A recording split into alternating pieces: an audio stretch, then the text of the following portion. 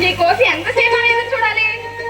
ఎంతసేపు ఎదురు చూసినా నా చెల్లి రోజాను నా బాహుబంధాల్లో బంధించి ఉపిరి పెట్టి చెయ్యాలని ఉంది. నీకెప్పుడు అదే దేశ కాస్త నేను చెప్పేది విను. ఏమిటో చెప్పండి మేడం గారు.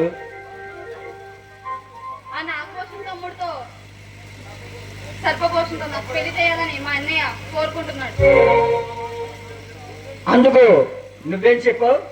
నాకు ఇష్టం లేదని, నేను ఇంకొక వ్యక్తిని ప్రేమిస్తున్నానని, అతనే పెళ్లి చేసుకుంటానని తెగించి చెప్పేసి వచ్చేసాను. అందుకు మీ అన్నయ్య ఏమన్నాడు?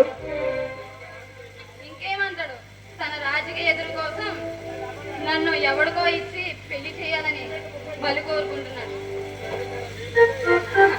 అసలు శశి మీరా వీల్లేదని నేను నీ దగ్గరికి వచ్చేసాను.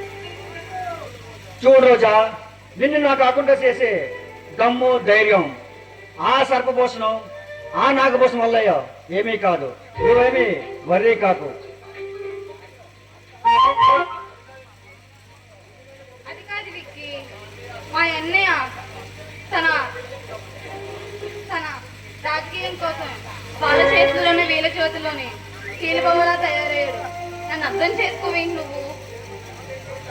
చూడు డార్లింగ్, నిన్ను చేపట్టాలంటే ఏ వ్యక్తిని ఎదుర్కోవాలి. వాడికంతా దమ్ము ధైర్యం లేదు. నువ్వేమీ భయపడకు. నీకేం బాబు, నువ్వు బాగానే పని చెప్తావు. నాకు మాత్రం ఎప్పుడేం జరుగుతుందా అని చూస్తున్నా.